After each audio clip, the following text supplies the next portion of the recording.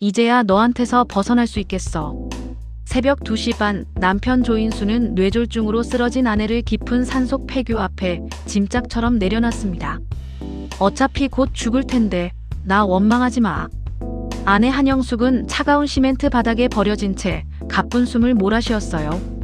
하지만 남편은 몰랐습니다. 정확히 3년 후 자신이 처참하게 버렸던 아내의 바지가랑이를 붙잡게 될 거라는 것을요. 오늘의 사연 시작합니다. 따스한 햇살이 발코니로 비춰들던 평범한 어느 날이었어요. 한영숙은 세탁기에서 빨래를 꺼내며 콧노래를 흥얼거렸습니다. 남편 조인수의 와이셔츠를 꺼내던 순간 주머니에서 무언가가 바스락거리는 소리가 났어요. 또 영수증을 안 빼고 넣었네. 영숙이 투덜거리며 주머니에 손을 넣어 종이를 꺼냈습니다. 그런데 그것은 평범한 영수증이 아니었어요. 제주도 리조트 예약 확인서와 함께 낯선 젊은 여자와 인수가 아주 밀착해서 찍은 해변 사진이 나왔습니다. 영숙의 손이 파르르 떨리기 시작했어요. 이게 뭐야? 38년 결혼 생활 동안 의심해 본 적 없던 남편의 비밀이 바로 이 손 안에 있었습니다. 영숙은 다리에 힘이 풀려 그만 세탁기에 몸을 기댔어요. 사진 속 여자는 고작 30 전후로 보였고 인수는 그녀의 어깨를 보란듯이 감싸고 있었습니다. 예약 확인서의 날짜를 보니 지난주 토요일이었어요. 바로 인수가 골프 모임이 있다고 했던 그날이었죠. 300. 바로 그때 서재에서는 인수가 여느 때처럼 컴퓨터를 보고 있었습니다. 영숙이 떨리는 발걸음으로 서재로 들어가 냅다 컴퓨터 모니터를 껐어요. 야, 왜 끄고 그래? 인수가 짜증스럽게 소리쳤습니다. 당신, 이게 뭐예요? 영숙이 예약 확인서와 사진을 인수의 면전에 내밀었어요. 인수의 얼굴이 싸늘하게 굳어졌습니다. 마우스를 든 손이 허공에서 멈췄고 눈동자가 배신감에 젖은 아내를 피하며 흔들렸어요. 이 여자가 누구예요? 설명 좀 해봐요. 영숙의 목소리가 울음과 분노로 떨렸습니다. 뭐? 그냥 회사 사람이야. 시끄럽게 굴 거 없어.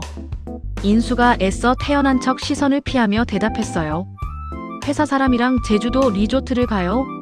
일 때문에 만났다는 거예요? 별거 아니라고요? 인수가 자리에서 벌떡 일어났습니다. 내가 바보 천치로 보여요? 이 여자가 그 유명한 후배지. 내가 모를 줄 알았어요? 영숙이 악에 받쳐 소리쳤어요. 시끄러워. 알면서 왜 물어? 그래, 맞아. 미라야. 이제 만족해? 인수가 드디어 본색을 드러내며 역정을 냈습니다. 520. 당신 미쳤어요? 언제부터예요? 얼마나 만난 거냐고요? 그만해. 시끄러워 죽겠네. 나 나간다. 인수가 현관 쪽으로 향하며 차 키를 집어들었어요. 어딜 가는 거예요? 대답이나 제대로 하고 가요. 영숙이 인수의 팔을 필사적으로 붙잡았습니다. 인수는 그런 영숙의 손을 짐승처럼 거칠게 뿌리쳤어요. 영숙이 휘청거리며 서재 책장에 세게 부딪혔습니다. 아야, 당신 지금 뭐 하는 짓이에요? 그만 좀 해. 아주 숨이 막혀서 못 살겠으니까. 인수가 소리치며 현관문을 열었어요. 내가 뭘 어쨌다고 숨이 막혀요? 38년을 당신 하나 보고 살았는데 죄밖에 없나요? 영숙이 슬리퍼도 제대로 신지 못한 채 인수를 악착같이 따라 나갔습니다. 복도에서 마침 나오던 옆집 아주머니가 놀란 눈으로 쳐다봤지만 영숙은 그런 것을 신경 쓸 겨를이 없었어요. 710. 영숙은 승강기 앞에서 인수를 막아섰습니다. 말이라도 제대로 하고 가요. 그 여자랑 앞으로 어떻게 할 건데요? 비켜. 인수가 차갑게 말했어요. 내가 그렇게 부족했어요? 내가 밥을 굶겼어요? 빨래를 안 해줬어요? 승강기 문이 열리자 인수가 먼저 휙 들어갔고 영숙도 포기하지 않고 따라 들어갔습니다. 좁은 공간에서 두 사람의 거친 숨소리만 맴돌았어요. 미라가 뭐가 좋아요? 젊어서요? 예뻐서요? 그래, 젊고 예뻐. 그리고 당신처럼 바가지 긁고 간섭도 안 해. 인수의 잔인한 말에 영숙이 숨을 멈췄습니다. 승강기가 지하 2층 주차장에 도착했어요. 방금 뭐라고 그랬어요? 영숙의 목소리가 절망으로 떨렸습니다. 인수는 대답 없이 빠른 걸음으로 차를 향해 걸어갔어요. 조인수, 거기 안 서요? 영숙이 소리쳤지만 인수는 차 문을 열고 운전석에 올랐습니다. 영숙이 재빨리 조수석 문을 열고 차에 올라탔어요. 930. 야, 안 내려. 어딜 도망가. 오늘은 내가 끝장을 봐야겠어요. 그래, 한번 가보자. 인수가 시동을 걸고 차를 거칠게 후진시켰습니다. 주차장을 빠져나가는 동안 영숙은 계속해서 울부짖었어요. 우리 수정이가 알면 뭐라고 하겠어요? 당신 딸이 이 꼴을 보면 뭐라고 하겠냐고요? 걔는 18년째 연락 한 통 없는데 무슨. 인수가 지겹다는 듯이 대답했습니다. 그게 다 누구 탓인데요? 당신이 술만 마시면 나한테 손찌검하던 걸 보고 애가 질려서 나간 거잖아요. 차가 도로로 나서자 인수는 가속 페달을 깊이 밟았어요. 시끄러워. 그따위 옛날 얘기는 왜 꺼내? 다 지난 일이야. 영숙이 떨리는 손으로 사진을 다시 꺼내 들었습니다. 미라랑 결혼할 거예요?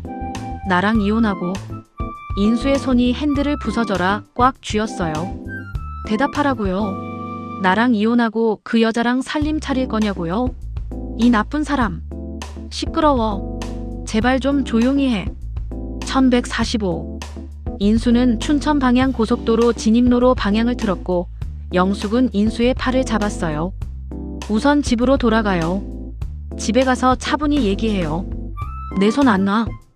인수가 팔을 세차게 뿌리치는 바람에 영숙의 머리가 창문에 세게 부딪혔습니다.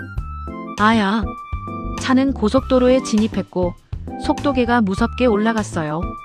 인수가 춘천 방향 표지판을 따라 차선을 바꿨습니다. 지금 어디로 가는 거예요? 조용히 좀 해. 영숙이 이성을 잃고 인수의 어깨를 손으로 쳤어요. 정신 차려요. 이러면 안 돼요. 그만해. 머리 아프니까 그만하라고. 인수가 괴물처럼 소리를 질렀습니다. 바로 그 순간 영숙이 갑자기 머리를 세게 움켜쥐었어요. 아, 머리가 너무 아파. 영숙의 얼굴이 순식간에 새하얗게 변했습니다. 뭐야? 또 시작이야? 꾀병 부리지 마. 인수가 비웃었어요. 아니야. 진짜 머리가. 영숙의 몸이 조수석 쪽으로 힘없이 쓰러졌습니다. 1350. 인수가 곁눈질로 영숙을 잠깐 확인하자 의식을 잃은 아내의 얼굴은 시체처럼 창백했어요. 입가에서는 침이 거품처럼 흘러내리고 있었습니다. 야, 한영숙. 정신 차려봐. 죽은 거야? 인수가 영숙의 어깨를 흔들었지만 아무런 반응이 없었어요. 저 앞에 병원 표지판이 보였지만 인수는 오히려 가속 페달을 더 깊이 밟았습니다. 인수는 백미러로 의식 없는 영숙을 다시 한번 쳐다봤어요.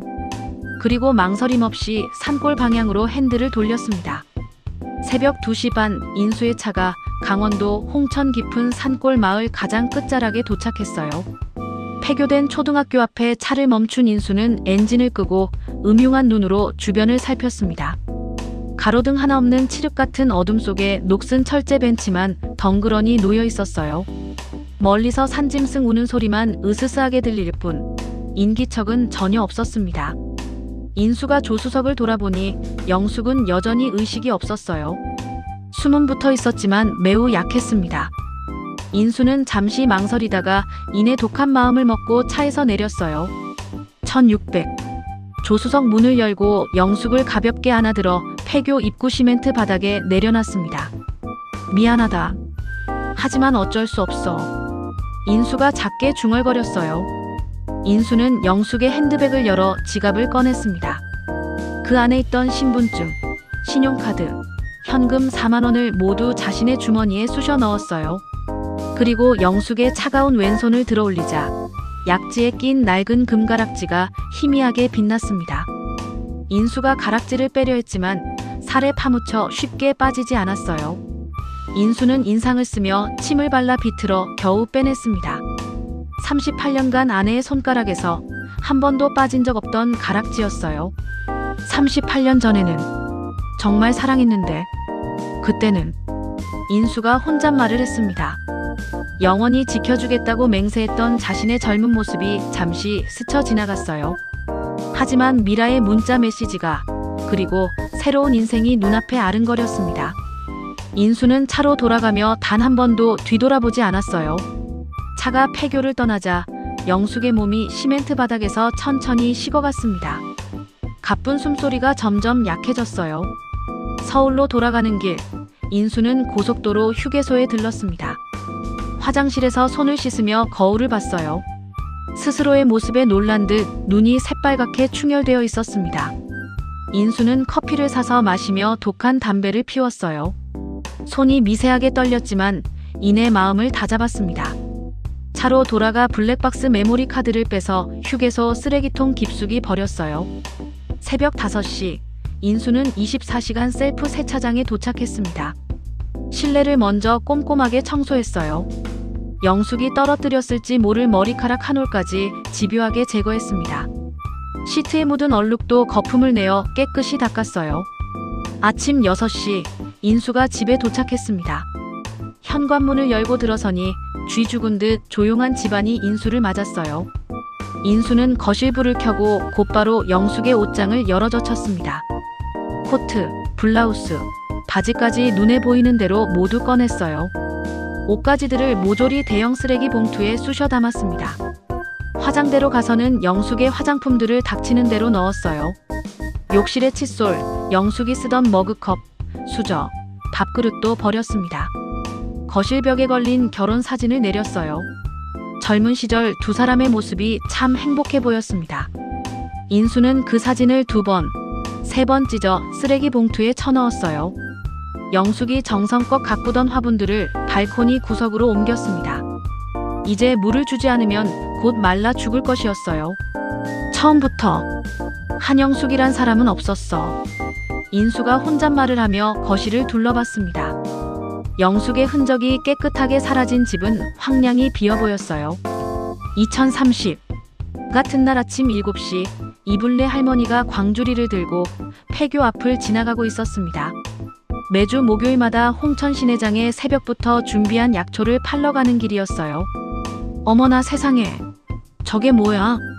폐교 입구 시멘트 바닥에 한 사람이 쓰러져 있었습니다. 불례가 급히 다가가 확인해 보니 60대로 보이는 여인이었어요. 얼굴이 퍼렇게 질려 있었고 입술은 새파랗게 변해 있었습니다. 아주머니, 아주머니. 불례가 영숙의 어깨를 흔들었지만 아무런 반응이 없었어요. 귀를 가슴에 가까이 대니 아주 희미한 숨소리가 들렸습니다. 아이고, 살아있네. 119에 신고해야 해. 불례가 떨리는 손으로 낡은 휴대전화를 꺼내 119를 꾹꾹 눌렀어요. 여보세요. 여기 홍천군 내면 산골 마을 폐교 앞인데요. 사람이 쓰러져 있어요. 숨을 쉬는데 의식이 없어요. 빨리 와주세요. 네, 주소가 정확히 어떻게 되시죠? 강원도 홍천군 내면 두매산골 폐교 앞이에요. 녹슨 철제 벤치 있는데 폐교 하나밖에 없어요. 전화를 끊고 불례는 자신이 입고 있던 겉옷을 벗어 영숙을 덮어줬습니다. 영숙의 얼음장같이 차가운 손을 잡고 하염없이 비볐어요. 아주머니, 정신 좀 차려봐요. 조금만 참아요. 구급차 곧 온대요. 불례가 애타게 주변을 둘러봤지만 이른 아침이라 도움을 청할 사람이 아무도 없었습니다. 2315 불례는 광주리에서 물통을 꺼내 마른 헝겊으로 영숙의 입술을 적셨어요. 대체 누가 여기다 사람을 버리고 간 거야? 몹쓸 인간 같으니라고. 30분이나 지나서야 멀리서 구급차 사이렌 소리가 들려왔습니다. 구급대원들이 황급히 뛰어와 영숙의 상태를 확인했어요. 혈압이 너무 높아요. 뇌졸중 의심됩니다. 빨리 병원으로 옮겨야 해요. 구급대원들이 영숙을 들것에 옮겼습니다. 보호자 되시나요? 구급대원이 불례에게 물었어요. 아니요, 지나가다 발견했어요. 그런데 제가 따라가도 될까요? 보호자가 아니시면. 그래도 따라가겠어요. 이 사람 가족이 올 때까지라도 옆에 있어야죠. 혼자 두면 안 돼요. 구급차 안에서 구급대원이 영숙에게 산소 마스크를 씌웠습니다. 불례는 영숙의 손을 두 손으로 꼭 잡았어요. 아주머니, 소지품이 없었나요? 여기 가방이 있긴 한데 안에 별건 없어요. 옷차림은 멀쩡한데 그냥 버려진 것 같아요. 홍천 시내 작은 병원 응급실에 도착했습니다.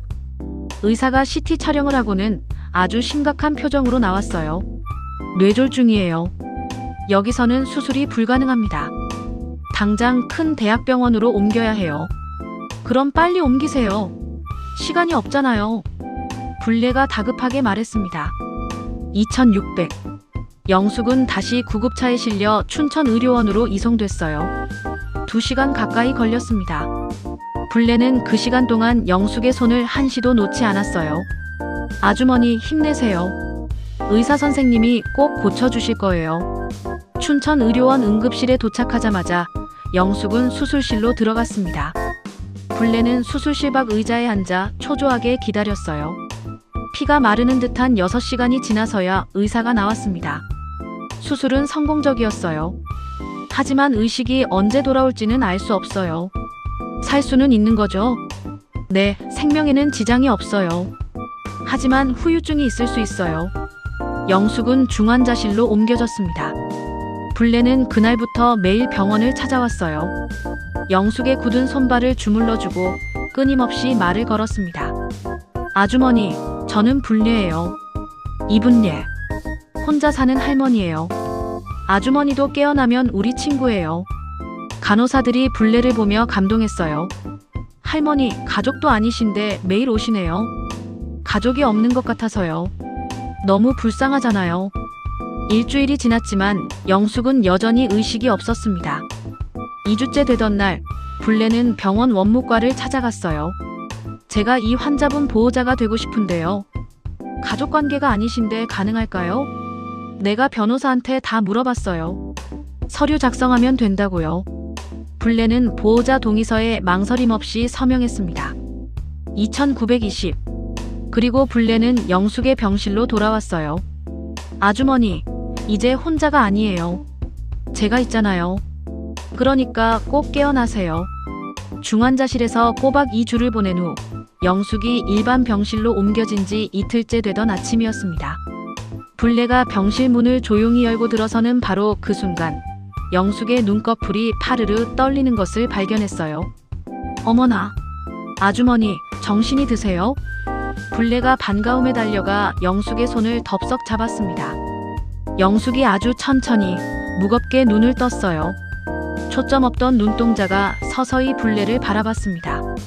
영숙이 무언가를 필사적으로 찾듯 마비되지 않은 왼손을 들어 오른손 약지를 더듬었어요.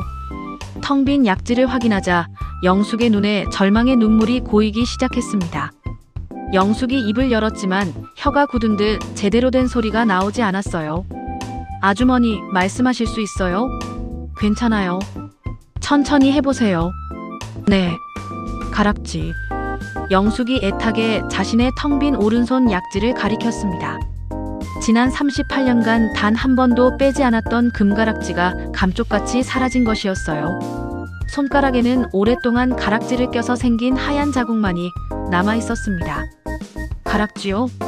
제가 폐교 앞에서 아주머니 발견했을 때도 없었어요.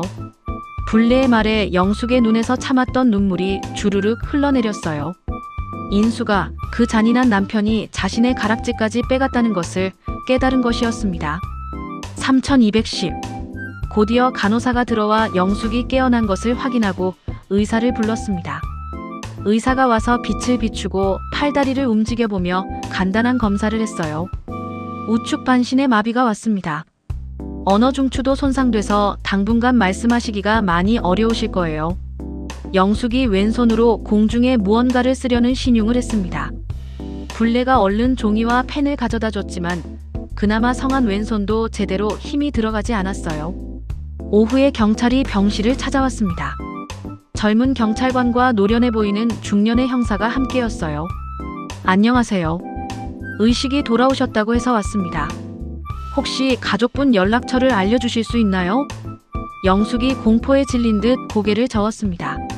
남편분은 계신가요? 성함이나 연락처라도. 없어요. 영숙이 어눌한 발음으로 겨우 말했어요. 자녀분은요? 아들이나 딸이. 영숙이 입을 열려 했지만 인수의 이름조차 입 밖으로 낼 수 없었습니다. 자신을 버린 그 사람을 고발할 수도 그렇다고 용서할 수도 없는 복잡한 심정이었어요. 없어요. 아무도. 영숙이 아이처럼 눈물만 뚝뚝 흘렸습니다. 경찰이 돌아간 후 영숙은 모든 것을 거부하기 시작했어요. 재활치료사가 와도 고개를 돌려버렸고 불내가 죽을 떠먹여주려 해도 입을 열지 않았습니다. 아주머니, 이러시면 안 돼요. 한 숟갈이라도 드셔야 기운을 차리죠. 불내가 애원했지만 영숙은 그저 창밖도 아닌 차가운 벽만 바라봤어요. 살아야죠. 이렇게 포기하면 어떡해요. 살아서 억울한 거 다 풀어야죠. 영숙이 갑자기 왼손으로 자신의 가슴을 쿵쿵 쳤습니다. 차라리 죽고 싶다는 절박한 몸짓이었어요. 아이고, 그런 몹쓸 생각 마세요. 분명 좋은 날이 올 거예요. 내가 옆에 있을게요. 불내가 영숙의 손을 꼭 잡았습니다. 3540. 그때 병실 구석에 놓인 영숙의 낡은 핸드백이 불내의 눈에 들어왔어요. 아, 이거 아주머니 가방이에요. 혹시 모르니 한번 볼게요. 불내가 핸드백을 열어봤습니다. 지갑은 역시나 없었지만 작은 수첩과 낡은 구형 휴대전화가 있었어요. 오래된 폴더폰이라 배터리가 분리되어 있었습니다. 어머나, 휴대전화가 있네요. 이거 한번 충전해 볼게요. 불내가 간호사에게 충전기를 빌려와 휴대전화를 충전했어요. 한참 후 반가운 소리와 함께 전원이 켜졌습니다. 불내가 전화번호부를 열어보니 저장된 번호가 몇 개 있었어요. 어머, 딸이 있으셨어요? 영숙이 화들짝 놀란 눈으로 불내를 봤습니다. 그리고는 공포에 질린 듯 고개를 저었어요. 안 돼요. 수정이한테 전화하지 마요. 제발. 안 돼. 왜요? 딸이면 당연히 연락해야죠. 영숙이 울면서 필사적으로 고개를 저었지만 불내는 이미 통화 버튼을 꾹 눌렀습니다. 광주의 작은 네일샵에서 수정은 손님의 손톱을 관리하다가 전화를 받았어요. 전화를 끊자마자 수정은 손이 사시나무 떨듯 떨려 그만 네일 파일을 바닥에 떨어뜨렸습니다. 사장님, 괜찮으세요? 어디 안 좋으세요? 손님이 걱정스럽게 물었어요. 정말 죄송합니다. 제가 급한 일이 생겨서. 오늘은 여기까지만. 수정은 앞치마를 벗어던지고 샵 뒤쪽 살림방으로 뛰어갔습니다. 7살 아들 지훈이가 책상에서 숙제를 하고 있었어요. 지훈아, 엄마 지금 급하게 가봐야 할 곳이 있어. 엄마, 어딜 가는데? 할머니, 병원에 가야 해. 지훈이가 고개를 갸우뚱거렸습니다. 지훈에게 할머니라는 존재는 태어나서 한 번도 본 적이 없었거든요. 수정이 옆집 아주머니를 다급하게 불러 지훈을 잠시 맡겼어요. 그리고 수정은 곧장 택시를 타고 광주역으로 향했습니다. KTX를 타고 춘천으로 가는 동안 수정은 18년 전 그날을 떠올렸습니다. 그날은 수정이 대학교 2학년이던 춥고 어두운 겨울밤이었어요. 아버지 인수가 술에 잔뜩 취해 들어와 어머니에게 소리를 질렀던 바로 그 끔찍한 날이었습니다. 춘천역에 도착한 수정은 택시를 타고 병원으로 미친 듯이 향했어요. 병원 로비에서 간호사에게 물어 병실을 찾았습니다. 병실 문 앞에서 수정은 차마 발이 떨어지지 않아 잠시 망설였어요. 그리고 심호흡을 하고 문을 열었습니다. 병실 안에는 모르는 할머니 한 분과 침대에 초라하게 누운 어머니가 있었어요.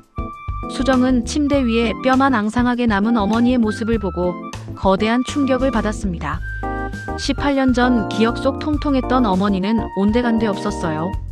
얼굴은 반쪽이 마비로 축 처져 있었고 오른팔이 꺾인 채 굳어 있었습니다. 엄마. 수정이 다가가자 영숙이 감았던 눈을 떴어요. 자신의 딸 수정을 알아본 영숙의 눈에서 기다렸다는 듯 눈물이 쏟아졌습니다. 수정아. 영숙이 떨리는 왼손을 들어 수정을 향해 힘겹게 뻗었어요. 엄마, 내가 미안해. 수정이 그 자리에 무릎 꿇고 엎드려 통곡했습니다. 내가 18년이나 연락도 안 하고. 미안해. 영숙이 거친 왼손으로 수정의 머리를 쓰다듬었어요. 힘없는 손길이었지만 세상에서 가장 따뜻했습니다. 괜찮아. 우리 딸 와줘서 정말 고마워. 4045. 엄마, 대체 왜 이렇게 됐어요? 아빠는 어디 있어요? 불내가 수정에게 구겨진 종이를 건넸습니다. 거기에는 불내가 써놓은 떨리는 글씨가 적혀 있었어요. 폐교 앞에서 발견. 소지품 하나도 없음. 수정이 종이를 보고 불내를 쳐다봤어요.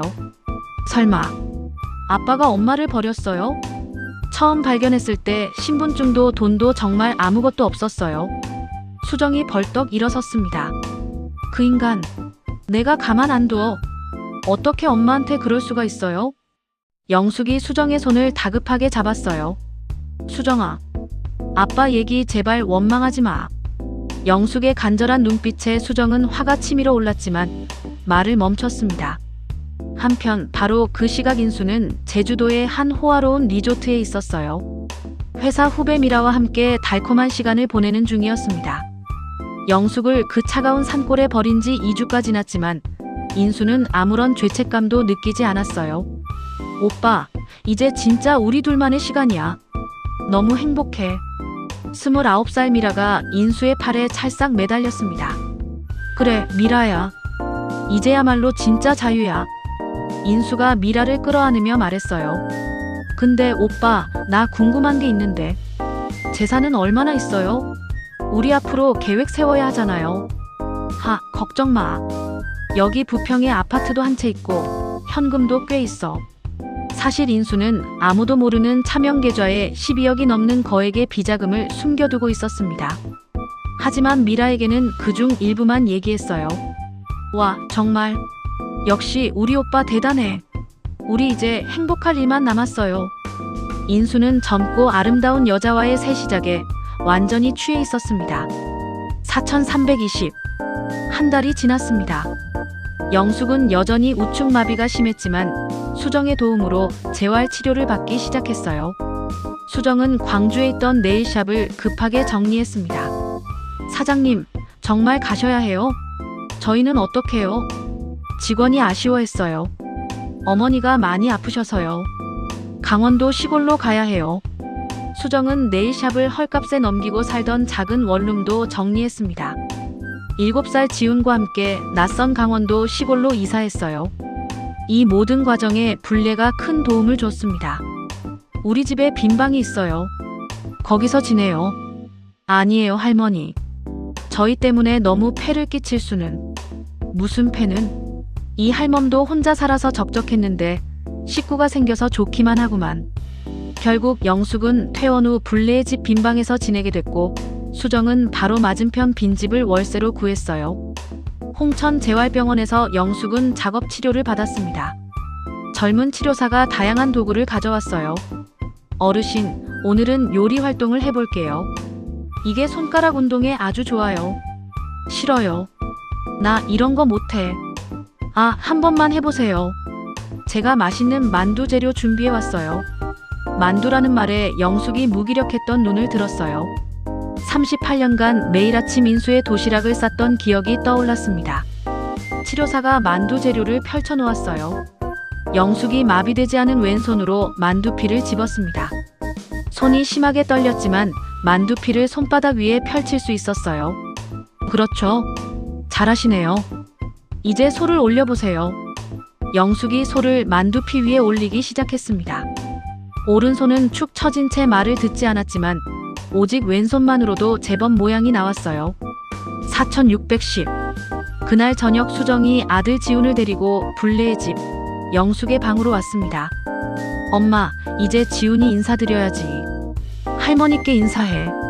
할머니, 안녕하세요. 박지훈입니다. 지훈이가 씩씩하게 배꼽 인사를 했어요. 영숙이 태어나 처음 보는 손자를 보고 희미하게 미소를 지었습니다. 할머니, 이거 보세요. 지훈이가 가방에서 그림책을 꺼냈어요. 제가 읽어드릴게요. 옛날에.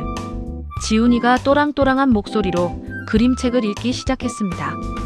영숙이 자신을 보고 웃어주는 손자의 맑은 목소리를 들으며 따뜻한 눈물을 흘렸어요. 한편 인천에서는 인수와 미라가 본격적인 동거를 시작했습니다. 미라는 아예 인수의 부평구 아파트에 들어와 살기 시작했어요. 오빠, 이 집 정말 좋다. 여기서 평생 살고 싶어. 마음에 들어. 이제 당신 집이야. 미라는 속으로 자신만의 계획을 세웠습니다.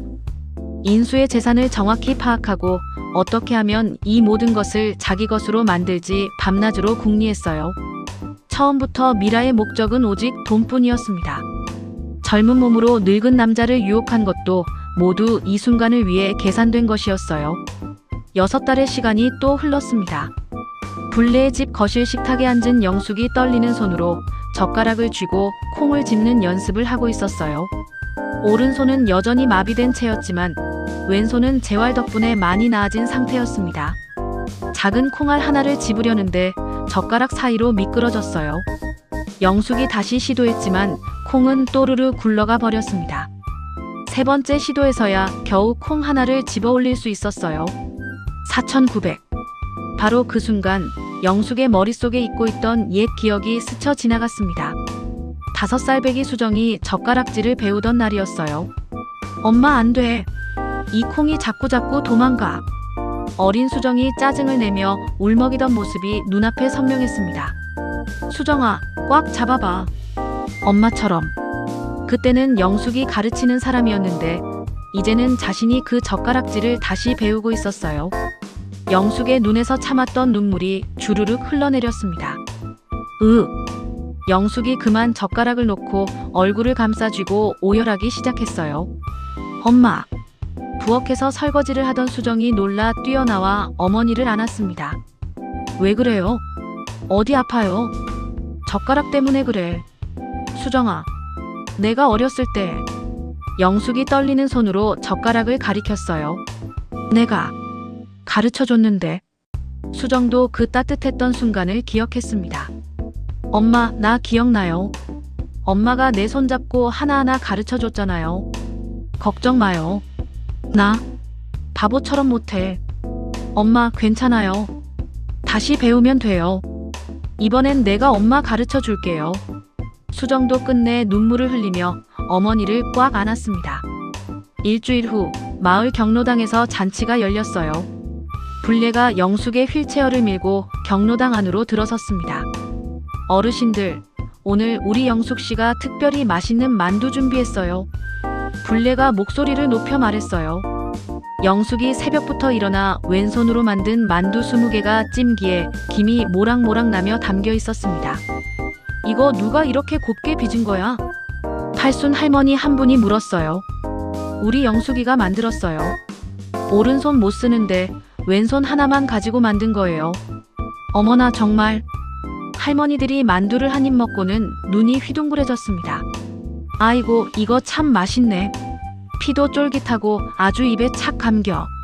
마을 이장님이 만두를 먹다가 감탄하며 영숙에게 다가왔어요. 영숙 씨, 이 솜씨면 당장 장사해도 되겠는데요. 손맛이 아주 그냥 살아있네요. 아니에요, 이장님. 진짜예요. 마침 홍천시장 근처에 작은 가게가 2년째 비어 있는데 제가 건물주하고 사이라 아주 싸게 빌려줄 수 있어요. 수정이 옆에서 듣다가 고개를 저었어요. 이장님, 고맙지만 엄마가 아직 몸이 불편해서 혼자는 못해요. 그래도 한번 생각해보세요. 월세 8만 원이면 돼요. 영숙이 수정의 손을 꼭 잡았습니다. 수정아, 나 하고 싶어. 엄마, 무리예요. 아직 오른손도 못 쓰는데 어떻게 가게를 해요? 할머니. 어느새 다가온 지훈이가 할머니 편을 들었어요. 엄마, 할머니가 하고 싶다잖아요. 할머니 만두 진짜 맛있는데 내가 학교 끝나면 도와줄게요. 수정아, 나도 뭔가를 할 수 있다는 거 보여주고 싶어. 영숙의 간절한 눈빛에 수정은 더 이상 반대할 수 없었습니다. 엄마, 알았어요. 대신 절대 무리하면 안 돼요. 내가 꼭 도와줄게요.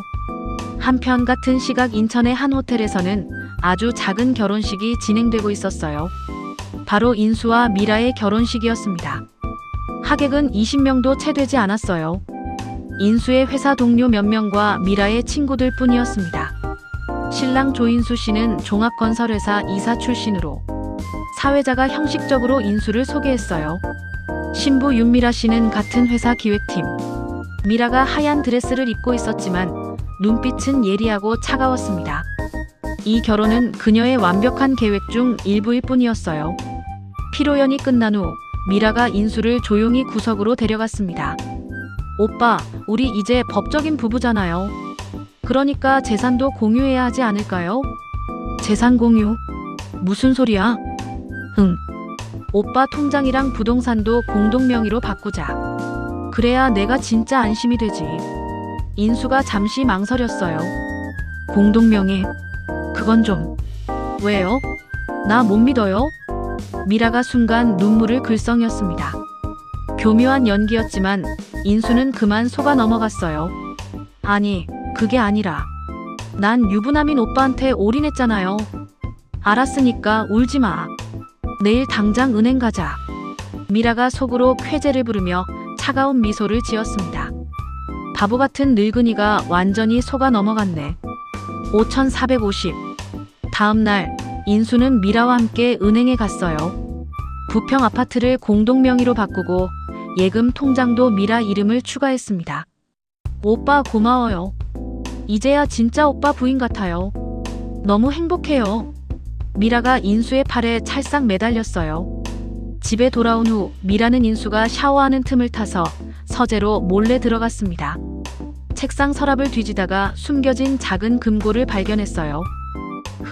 비밀번호가 뭘까?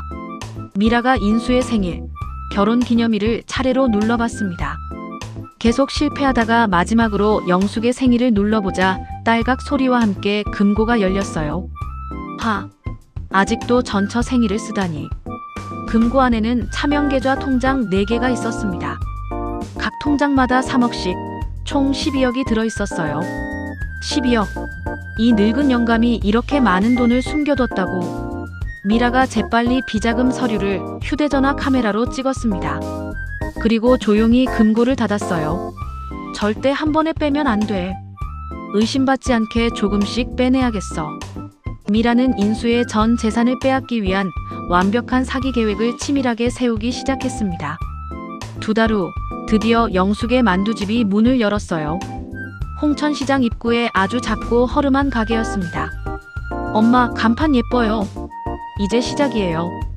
준비됐어요? 응. 우리 딸 고마워. 영숙이 떨리는 손으로 만두피를 펼쳤어요. 바로 그때 첫 손님이 들어왔습니다. 젊은 아주머니와 작은 아이였어요. 만두 5개 포장이요. 네, 조금 기다려주세요. 영숙이 왼손만으로 만두를 빚기 시작했습니다. 피를 펴는 것부터 손이 마음대로 움직이지 않아 쉽지 않았어요. 소를 올리고 빚는데 15분이 꼬박 걸렸습니다.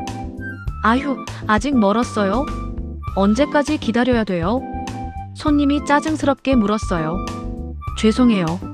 곧 돼요. 조금만. 아이고, 애가 배고파서 보채는데.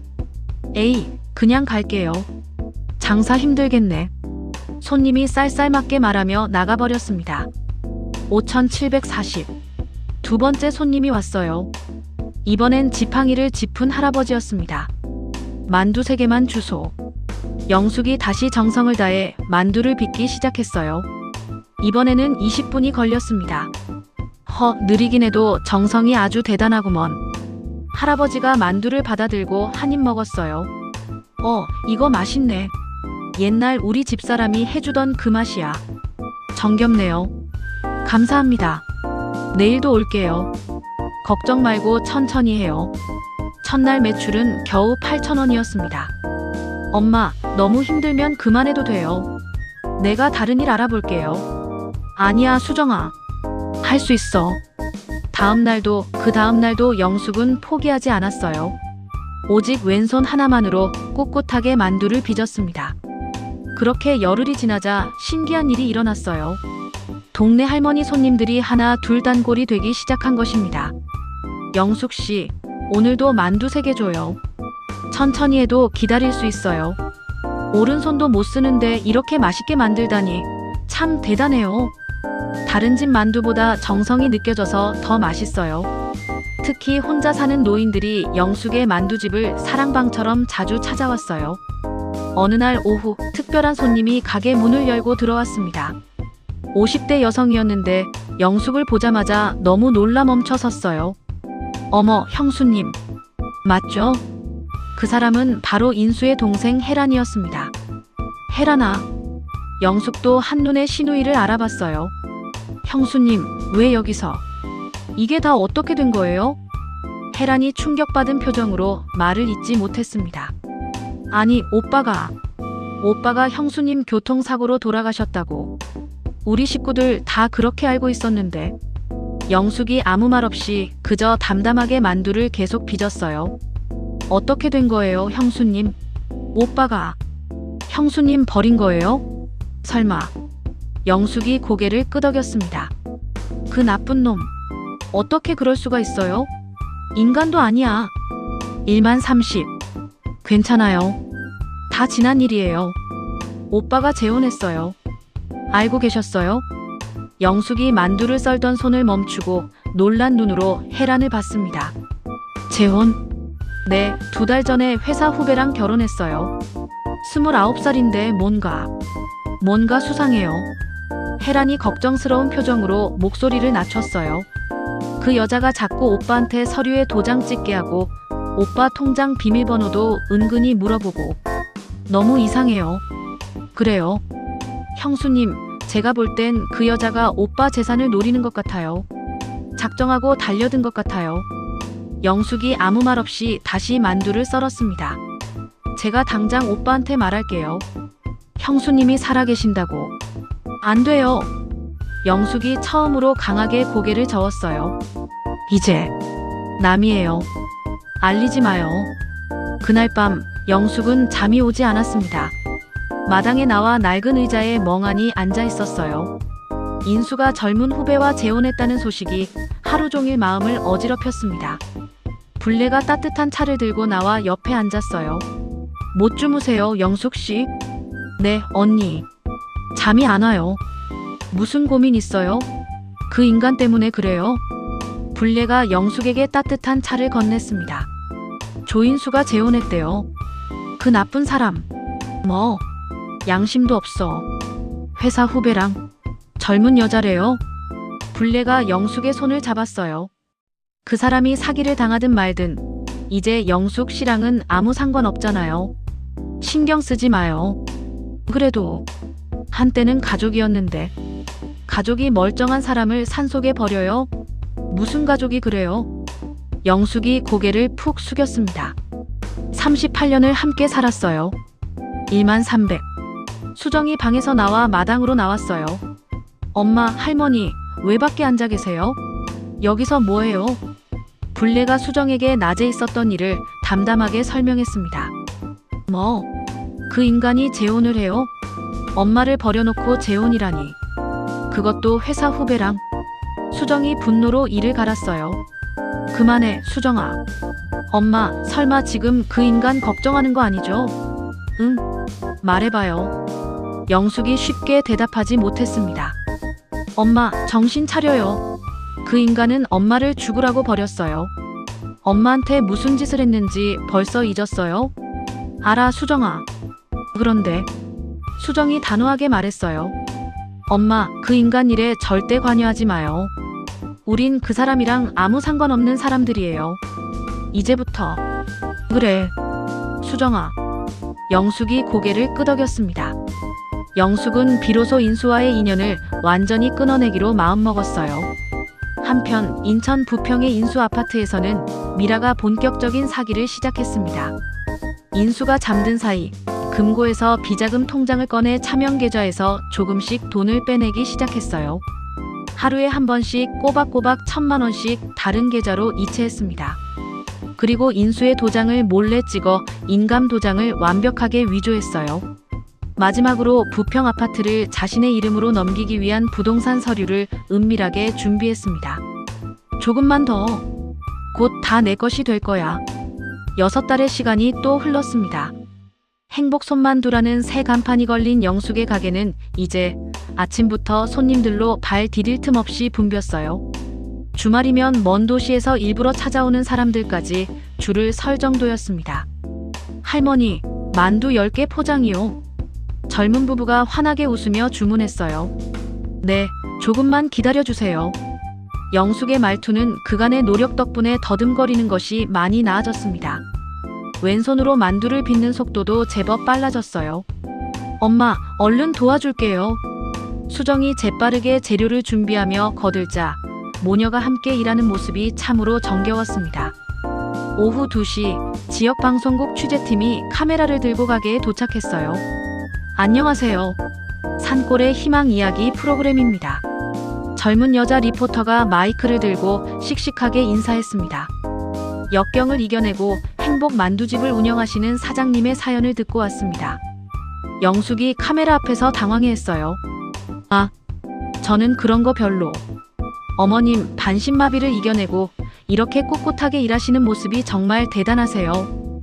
리포터가 카메라 앞에서 질문을 던졌습니다. 어떻게 이 가게를 시작하게 되셨나요? 그냥 여기 마을 분들이 많이 도와주셔서. 그런데 혹시 남편분은 어디 계신가요?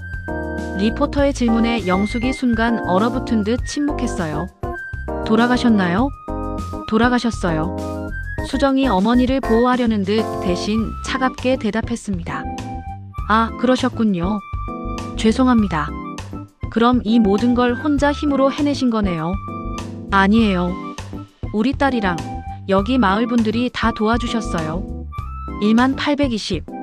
취재가 끝나고 방송이 나간 후 전국에서 택배가 가게로 쏟아졌습니다. 진심이 담긴 응원 편지, 만두 재료, 심지어 현금이 든 봉투까지 도착했어요. 대박이에요, 엄마. 엄마가 완전 유명 인사가 됐어요. 수정이 기뻐했지만 영숙은 오히려 걱정스러웠습니다. 너무 시끄러워진 것 같아. 일주일 후 낯선 남자 한 명이 가게에 나타났어요. 40대 초반의 날카로운 눈을 한 기자, 강철민이었습니다. 한영숙 사장님이시죠? 네, 그런데 누구신지? 홍천에서 온 기자입니다. 몇 가지 좀 여쭤볼 게 있어서요. 철민이 수첩을 꺼내며 날카롭게 물었어요. 남편 조인수 씨, 정말 돌아가신 겁니까? 영숙이 놀란 눈으로 기자를 쳐다봤습니다. 왜? 그런 걸 물으시죠? 이상한 점이 한두 가지가 아니라서요. 제가 확인해보니 사망신고도 없더라고요. 이거 이상하지 않습니까? 손님, 그만 나가주세요. 수정이 앞을 막아섰어요. 진실을 밝혀야 하지 않겠습니까?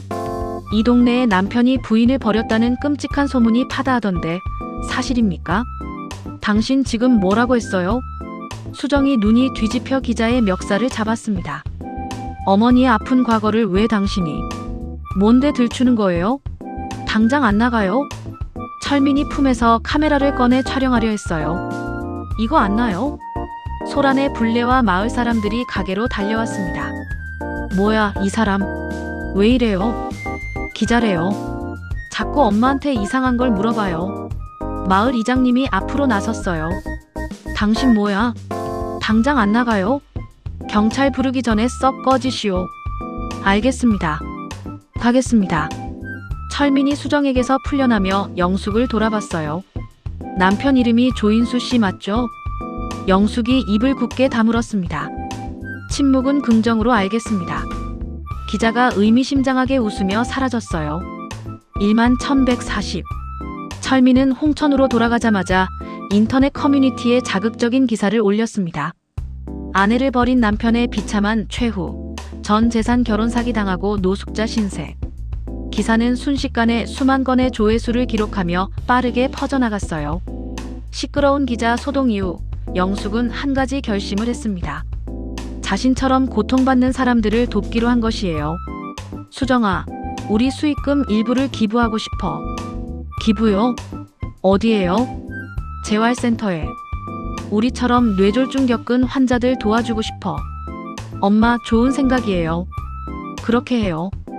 영숙은 매달 50만 원씩 재활센터에 기부를 시작했습니다. 센터에서는 영숙을 초청해 작은 감사 행사를 열었어요. 한영숙님의 따뜻한 마음에 진심으로 감사드립니다. 센터장이 영숙에게 감사패를 전달했습니다. 행사장에서 영숙은 한 젊은 여성을 만났어요. 30대 초반으로 보이는 유나였습니다. 유나 역시 영숙처럼 왼팔에 마비가 있었어요. 안녕하세요. 저도 작년에 뇌졸중으로 쓰러졌어요. 유나가 어렵게 말했습니다. 아이고, 이렇게 젊은 나이에. 어쩌다가 남편이 저를 떠났어요. 병든 아내는 필요가 없다고. 유나가 울먹였어요. 영숙이 그런 유나의 손을 따뜻하게 잡았습니다. 괜찮아요, 괜찮아요. 이젠 혼자가 아니에요. 저 혹시 행복 손만두 사장님 맞으시죠? 방송 봤어요. 네, 맞아요. 저한테는 사장님이 희망 엄마예요. 용기를 주셔서 정말. 두 사람은 서로의 아픔을 아는 듯 서로를 안고 한참을 울었습니다. 한편 만두집에는 새로운 단골 손님이 자주 오기 시작했어요. 동네 한의원 원장인 잘생긴 태준이었습니다. 만두 6개 포장해주세요. 어머, 선생님 또 오셨네요. 수정이 반갑게 인사했어요. 네, 여기 만두가 홍천에서 제일 맛있어서요. 태준이 수정을 빤히 보며 웃었습니다. 그리고 솔직히 말하면 수정 씨 얼굴도 보고 싶었고요. 수정이 순간 얼굴을 붉혔어요. 어머, 무슨 그런 소리를. 영숙이 두 사람을 흐뭇하게 바라봤습니다. 11,500. 어느 날 태준이 용기를 냈어요. 수정 씨, 오늘 저녁에 혹시 저랑 식사 같이 하실래요? 그게 엄마도 계시고 지훈이도 봐야 해서. 수정아. 영숙이 수정의 등을 떠밀었습니다. 괜찮아요. 젊은 사람들끼리 데이트해야죠. 엄마도 참. 수정이 수줍게 웃으며 고개를 끄덕였어요. 그럼 저녁에 뵐게요, 선생님. 태준과 수정의 관계는 빠르게 가까워졌습니다. 태준은 영숙과 수정, 그리고 지훈을 진심으로 아꼈어요. 어느 날 저녁 불례가 영숙의 손을 잡고 제안했습니다. 영숙 씨, 우리 이제 그냥 언니 동생, 의자매 맺읍시다. 의자매요? 그래요. 피는 안 섞였지만 이젠 진짜 가족처럼 지내자고요. 내가 언니 할게요. 영숙이 감동의 불례의 손을 마주 잡았어요. 한편 인천의 차가운 무료급식소에서 인수는 그야말로 비참한 나날을 보내고 있었습니다. 미라는 인수의 피 같은 12억을 모두 빼돌리고 흔적도 없이 태국으로 도망가 버렸어요. 인수가 뒤늦게 경찰에 신고했지만 소용없었습니다. 이건 완벽하게 준비된 사기입니다. 해외로 도주해서 추적이 거의 불가능해요. 경찰의 말에 인수는 그 자리에 주저앉아 절망했어요. 집도 돈도 명예도 모든 것을 잃었습니다. 영수가, 여보, 내가 잘못했어. 인수가 더러운 담요를 뒤집어 쓴 채 중얼거렸습니다. 이제야 아내의 소중함을 뼈저리게 깨달았지만 모든 것이 너무 늦었어요. 그 시각 시골 불례의 집에서는 행복한 저녁 식사가 이어졌습니다. 영숙의 집에 수정, 지훈, 불례 그리고 태준까지 모두 모였어요. 할머니, 만두 진짜 맛있어요. 세상에서 제일 좋아요. 지훈이가 만두를 입안 가득 넣으며 말했습니다. 천천히 먹어. 우리 지훈이 체하겠다. 태준 씨, 우리 수정이 앞으로 정말 잘 부탁해요. 불례가 말했어요. 네, 이모님. 걱정 마세요. 제가 잘 모시겠습니다. 어머, 누가 이모님이에요? 수정이 웃었습니다. 맞잖아요. 엄마랑 의자매 맺었으니까 나한테는 이모님이죠. 영숙이 더없이 행복한 얼굴로 이 모든 광경을 둘러봤어요. 38년간 인수와 살 때는 단 한 번도 느껴보지 못한 따뜻함이었습니다. 영숙의 눈가에 눈물이 맺혔어요. 엄마, 또 울어요? 울지 마요. 안 울어. 수정아, 이건 기뻐서 나는 눈물이야. 1년 6개월이라는 시간이 또 흘러 행복 손만두의 2주년을 맞는 날이 되었습니다. 마을 경로당은 축하 인파로 발 디딜 틈 없이 가득 찼어요. 재활센터 환자들, 정든 단골 손님들, 그리고 방송을 보고 먼 곳에서 찾아온 팬들까지 200여 명이 넘게 모였습니다. 우와, 엄마! 사람이 이렇게 많이 왔네요. 지훈이가 놀란 눈으로 경로당 안을 둘러봤어요. 이제 초등학교 3학년이 된 지훈은 그 사이 키가 훌쩍 자란 모습이었습니다. 할머니, 이것 좀 보세요. 지훈이가 자신의 몸만 한 커다란 그림을 들고 뛰어왔어요. 그림 속에는 영숙이 환하게 웃으며 만두를 빚는 모습이 그려져 있었습니다. 어머나, 우리 지훈이가 이걸 다 그렸어요? 네, 미술 선생님이 조금 도와주시긴 했지만 제가 다 그린 거예요. 할머니, 2주년 선물이에요. 영숙이 감격에 겨워 손자를 꼭 안았어요. 고마워. 우리 강아지 정말 고마워. 경로당 한쪽에는 영숙표 만두 100개가 정갈하게 준비되어 있었습니다. 영숙이 오늘을 위해 새벽 3시부터 일어나 만든 것이었어요. 엄마, 세상에. 오른손도 이제 제법 힘이 들어가네요. 만두 빚는 거 도는 거 봐요. 수정이 어머니의 모습을 보며 감탄했습니다. 조금씩 나아지고 있어. 영숙의 오른손은 여전히 완전하지 않았지만 이제는 왼손을 보조할 수 있을 만큼 움직임이 부드러워졌어요. 자자, 여러분 모두 주목해주세요. 마을 이장님이 마이크를 잡았습니다. 오늘은 우리 마을의 자랑, 행복 손만두집이 2주년이 되는 날입니다. 사람들의 뜨거운 박수가 터져 나왔어요. 그리고 특별히 오늘 이 자리에 더 기쁜 일이 하나 있다고 하는데요. 이장님의 말에 말끔하게 정장을 차려입은 태준이 갑자기 자리에서 일어섰습니다. 태준이 곧장 수정 앞으로 천천히 걸어갔어요. 수정씨. 태준이 사람들 앞에서 망설임 없이 한쪽 무릎을 꿇었습니다. 그리고 주머니에서 작은 반지 상자를 꺼냈어요. 어머나. 어머 세상에. 불례가 자신의 일처럼 놀라며 입을 막았습니다. 12,120. 수정씨, 저와 결혼해주세요. 시끄럽던 경로당이 순간 조용해졌어요. 모든 사람의 시선이 수정에게로 쏠렸습니다. 선생님. 수정의 눈에 금세 눈물이 차올랐습니다. 여기 어머님 앞에서, 그리고 이 자리에 계신 모든 분 앞에서 약속합니다. 수정씨와 지훈이, 그리고 어머님까지 제가 평생 지키겠습니다. 수정이 감동의 눈물을 흘리며 크게 고개를 끄덕였어요. 네, 그럴게요. 와! 경로당이 떠나갈 듯한 환호성으로 가득 찼습니다. 영숙이 딸에게 달려가 벅찬 마음으로 안았어요. 우리 딸, 정말 축하해. 엄마 고마워요. 엄마가 내 옆에 있어서 나한테 이런 행복이 왔어요. 모녀가 서로 부둥켜 안고 기쁨의 눈물을 흘렸습니다. 그때 불례가 마이크를 잡았어요. 여러분, 시끄럽지만 제가 딱 한 말씀만 드리겠습니다. 경로당이 다시 조용해졌습니다. 불례가 영숙을 애틋하게 바라봤어요. 정확히 3년 전 외진 폐교 앞에서 쓰러져 있던 한 여인을 발견했습니다. 사람들의 시선이 영숙에게 향했어요. 남편이라는 작자에게 버림받고 반신마비까지 왔던 우리 영숙씨.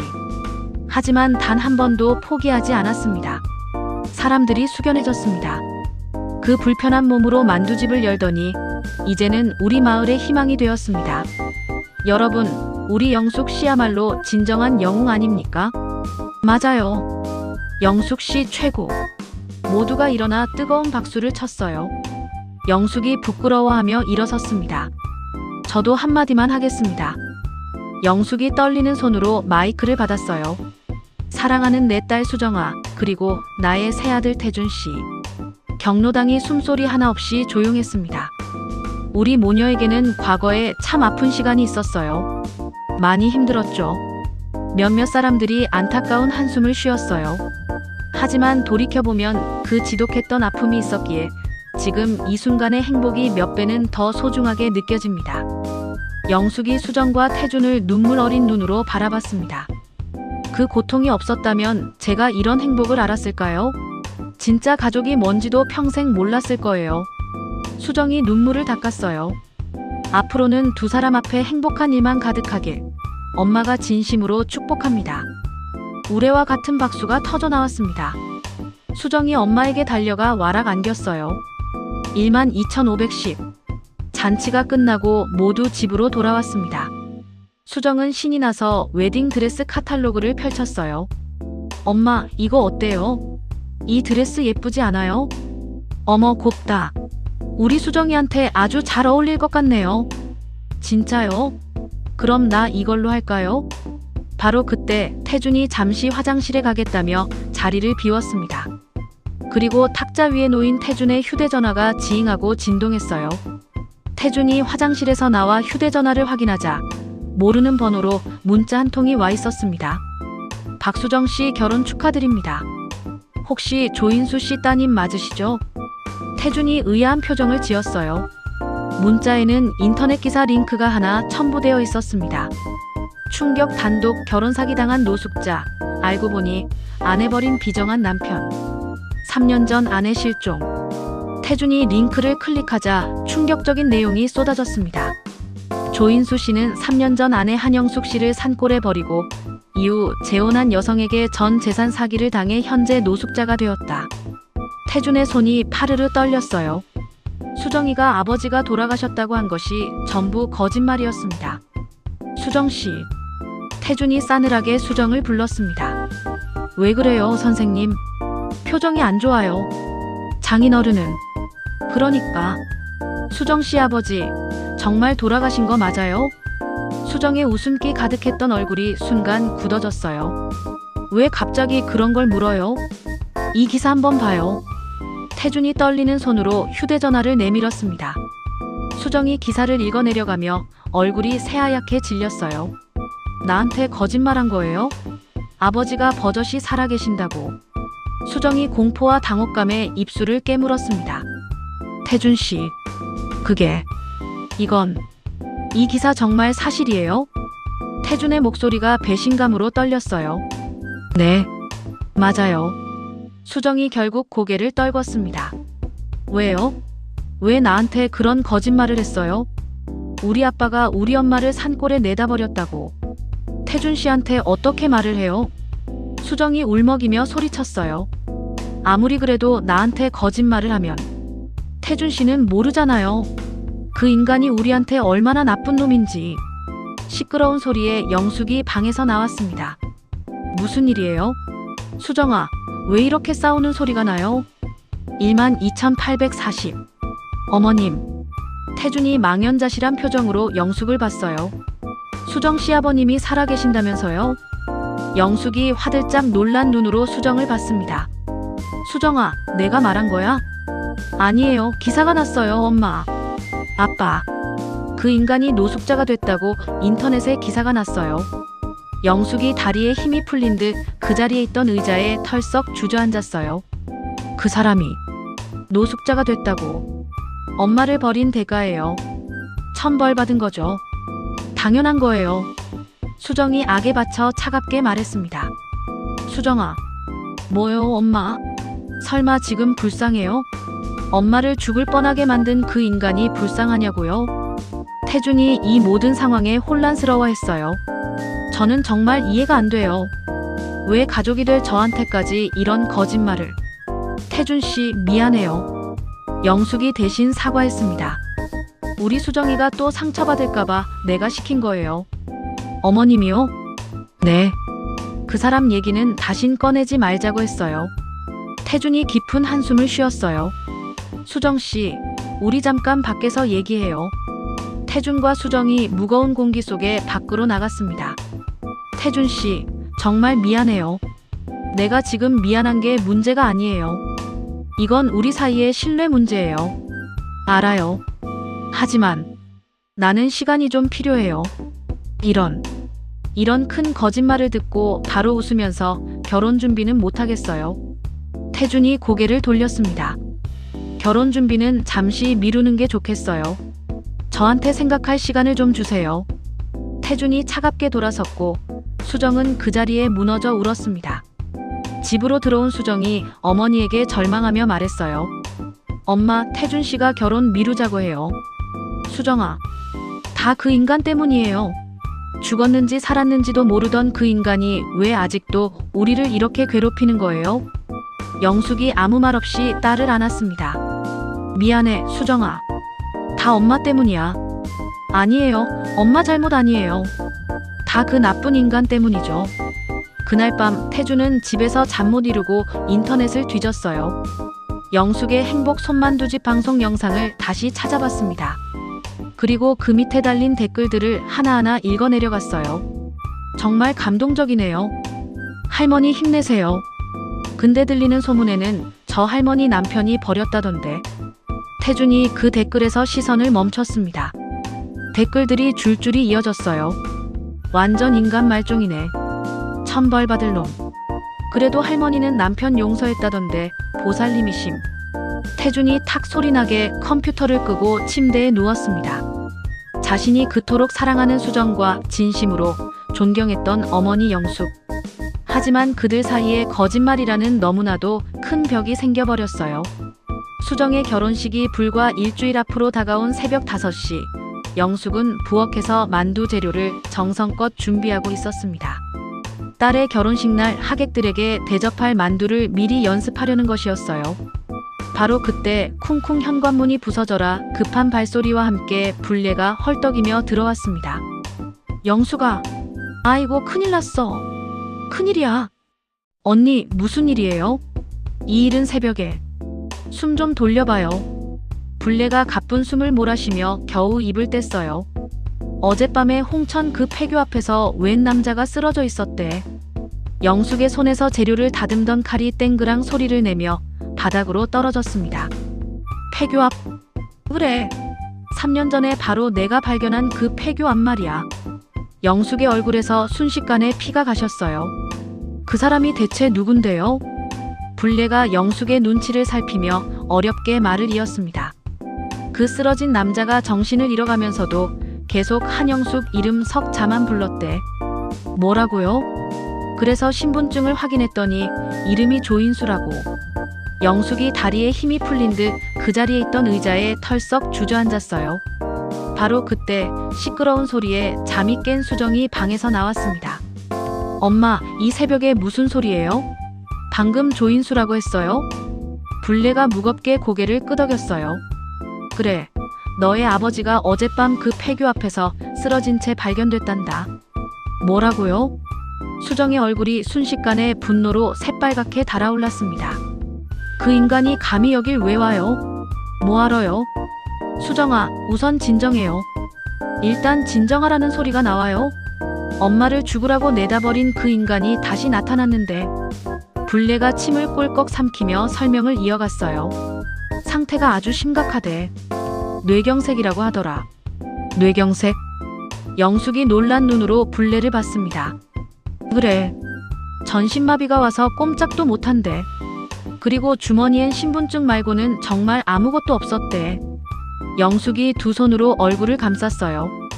3년 전 자신이 그랬던 것처럼 인수도 똑같이 버려진 것이었습니다. 13,520. 자업자득이죠. 수정이 얼음장처럼 차갑게 말했습니다. 엄마를 버렸으니 자기도 똑같이 버려진 거예요. 하늘이 무섭지도 않나 봐요. 그게 바로 인과응보라고요. 수정아, 그만해라. 그 인간이 엄마한테 무슨 짓을 했는지 벌써 잊었어요? 영숙이 천천히 결심한 듯 일어섰습니다. 병원에 가봐야겠어요. 엄마. 수정이 경악하며 어머니 앞을 막아섰어요. 어딜 가요? 그 인간이 엄마한테 똑같이 그랬잖아요. 죽으라고 내버려뒀잖아요. 그래도 내 눈으로 확인은 해야지. 그게 가족이 할 짓이에요? 그래서 더 내 눈으로 직접 확인해야 해요. 정말 이 지긋지긋한 인연을 끝내려면. 영숙이 옷을 갈아입고 나왔고 불례와 수정도 어쩔 수 없이 따라 나섰습니다. 홍천병원 중환자실. 영숙은 유리창 너머로 침대에 누워있는 인수를 봤어요. 꼭 3년 만이었습니다. 한때 번지르했던 인수는 차마 눈 뜨고 보기 힘들 만큼 형편없는 몰골이었어요. 그때 흰 가운을 입은 의사가 다가왔습니다. 보호자이신가요? 아니에요. 그냥 아는 사람이라서. 이 환자분, 지금 연고자가 아무도 없어서 저희도 곤란한 상황입니다. 의사가 차트를 보며 말했어요. 뇌경색으로 전신마비가 왔습니다. 의식은 있으신데 말을 할 수 없고 몸도 거의 못 움직이세요. 잠깐 들어가 봐도 될까요? 네, 그러세요. 하지만 감염에 주의하셔야 합니다. 영숙이 조심스럽게 병실로 들어갔어요. 인수가 멍하니 눈을 뜨고 천장을 보고 있었습니다. 조인수 씨. 영숙의 목소리에 인수가 힘겹게 고개를 돌렸어요. 영숙을 본 순간 인수의 마른 눈에서 눈물이 주르륵 흘렀습니다. 떨리는 왼손을 겨우 들어 올려 허공에 뭔가를 쓰려 했어요. 미안. 손이 떨려 글자가 제대로 써지지 않았습니다. 인수가 더욱 절박하게 영숙을 바라보며 소리 없는 눈물을 계속 흘렸어요. 바로 그때 수정이 문을 박차고 병실로 들어왔습니다. 이 나쁜 인간. 수정이 인수를 향해 악에 받쳐 소리쳤어요. 20년 전에는 술만 마시면 엄마 때렸죠. 3년 전엔 엄마를 죽으라고 산골에 버렸죠. 그런데 이제 여기서 뭐 하는 짓이에요? 인수가 수정을 봤습니다. 자신의 딸을 알아본 것인지 눈물이 더 많이 쏟아졌어요. 수정아, 내 이름 더럽게 부르지 마요. 당신은 내 아버지도 아니에요. 수정이 증오에 차 돌아서려는데 병실 문이 다시 열렸습니다. 인수의 동생 혜란이 헐레벌떡 뛰어들어왔어요. 형수님. 혜란이 영숙을 보자마자 그 자리에 무릎을 꿇었습니다. 13,910. 형수님, 제발 우리 오빠 좀 살려주세요. 혜란씨, 이게 무슨 짓이에요? 얼른 일어나요. 영숙이 혜란을 부축하려 했어요. 오빠가 그 나쁜 년한테 혼이라도 사기당해서 모든 걸 다 잃었어요. 이제 목숨까지. 영숙이 혜란을 겨우 일으켜 세웠습니다. 우선 밖에서 얘기해요. 병원 복도 차가운 의자에 네 사람이 마주 앉았어요. 혜란이 눈물 콧물 범벅이 되어 사정을 설명했습니다. 그 꽃뱀 같은 여자가 오빠가 몰래 숨겨둔 차명 계좌까지 다 찾아서 태국인가 어딘가로 도망갔대요. 그래서 그 꼴로 노숙자가 된 거예요? 수정이 코웃음을 쳤어요. 꼴 좋네요. 엄마를 버렸으니 자기도 똑같이 버려진 거죠. 아주 시원해요. 수정아, 그만해. 영숙이 딸을 말렸습니다. 형수님, 우리 오빠가 천하의 죄를 지은 거 알아요. 하지만 이대로 죽게 둘 순 없잖아요. 혜란이 애원했어요. 제발 며칠만이라도 병원비 좀. 영숙이 긴 침묵 끝에 무겁게 입을 열었습니다. 우리 만두집 수입금에서 기초치료비는 지원할게요. 엄마. 수정이 자리에서 벌떡 일어섰어요. 영숙이 흔들림 없는 눈으로 딸을 바라봤습니다. 평생 미움을 품고 살면 나만 고통스러워. 이제 그만 놓아주고 싶어. 엄마는 정말 너무 바보같이 착해요. 그런 인간은 도움받을 자격도 없다고요. 그래도 그게 내 마지막 돌이야. 혜란이 영숙의 손을 덥석 잡았어요. 형수님, 정말 감사합니다. 정말. 이 은혜는 평생 잊지 않을게요. 바로 그때 병원 복도 저편에서 이 모든 광경을 지켜보는 이가 있었습니다. 다름 아닌 태준이었어요. 태준은 병원에 볼 일이 있어 왔다가 우연히 영숙과 수정을 발견한 것이었습니다. 영숙이 자신을 버린 남편을 돌보는 모습, 그리고 수정이 아버지에게 분노하는 모습을 모두 지켜봤어요. 정말 살아있었구나. 태준이 충격에 빠져 중얼거렸습니다. 수정 가족이 숨겨왔던 진실이 가장 잔인한 방식으로 드러나고 있었어요. 태준이 무거운 발걸음으로 수정에게 다가갔습니다. 수정씨. 태준씨. 여긴 어쩐 일이에요? 병원에 일이 있어서 왔다가. 다 봤습니다. 수정의 얼굴이 새하얗게 질렸어요. 태준씨, 오해해요. 내가 설명을. 잠깐 밖에서 얘기 좀 해요. 14,240. 두 사람이 병원 밖 싸늘한 공기 속으로 나왔습니다. 이제 다 알았어요. 아버님이 살아계신 것도, 그리고 어머님을 버린 장본인이라는 것도. 태준씨, 미안해요. 근데 전 아무리 생각해도 이해가 안 돼요. 어머님이 왜 저런 사람을 용서하려 하시는지. 태준이 답답한 듯 고개를 저었어요. 그런 짐승 같은 사람을 도와준다고요? 병원비까지 대준다고요? 우리 엄마는 원래 그런 사람이에요. 너무 착해서. 착한 게 문제가 아니에요. 이건. 태준이 깊은 한숨을 쉬었습니다. 저는 세상엔 절대로 용서할 수 없는 일도 분명히 있다고 생각해요. 그럼 우리는 어떡하자는 거예요? 시간이 필요할 것 같아요. 모르겠어요. 제가 과연 받아들일 수 있을지. 태준이 차갑게 돌아섰어요. 결혼은 아무래도 취소하는 게 나을 것 같습니다. 뭐라고요? 수정이 다급하게 태준의 팔을 잡았습니다. 취소라니요? 당장 일주일 뒤가 우리 결혼식인데. 죄송합니다. 하지만 이런 상태로는 결혼 못합니다. 제가 뭘 그렇게 잘못했는데요? 나쁜 짓은 그 인간이 했잖아요. 수정 씨는 나한테 거짓말을 했잖아요. 태준이 수정의 손을 단호하게 뿌리쳤습니다. 미안합니다. 생각할 시간을 좀 주세요. 태준이 그대로 떠났고 수정은 그 자리에 무너져 짐승처럼 울부짖었어요. 집으로 돌아온 수정은 방문이 부서져라 쾅 닫고 들어가 버렸습니다. 영숙이 걱정스럽게 방문을 두드렸어요. 수정아, 엄마야. 문 좀 열어봐. 응. 싫어요. 다 엄마 때문이에요. 저리 가요. 수정아, 왜요? 도대체 왜 그 인간을 도와주는 건데요? 왜 바보같이 용서하는 거냐고요? 그것 때문에 태준 씨가 떠났단 말이에요. 영숙이 문에 기댄 채 그대로 주저앉았어요. 미안해. 수정아, 엄마가 미안해. 내 결혼이, 내 행복이 다 망가졌단 말이에요. 방 안에서 수정의 처절한 흐느끼는 소리가 새어나왔습니다.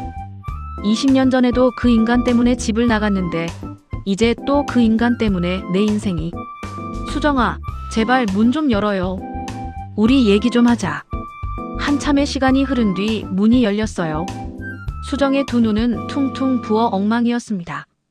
엄마, 도대체 왜 그 인간을 용서하는 거냐고요? 영숙이 말없이 딸을 끌어안았어요. 수정아, 용서는 그 사람을 위해서 하는 게 아니라고 했잖아. 그럼 뭔데요? 내가 자유로워지기 위해서야. 무슨 소리인지 하나도 모르겠어요. 지난 3년 동안 하루도 빠짐없이 미워했어요. 원망했어요. 그런데 결국 나만 더 힘들고 나만 더 비참해지더라. 영숙이 수정의 젖은 눈물을 닦아줬어요. 그래서 이젠 정말 놓아주고 싶어.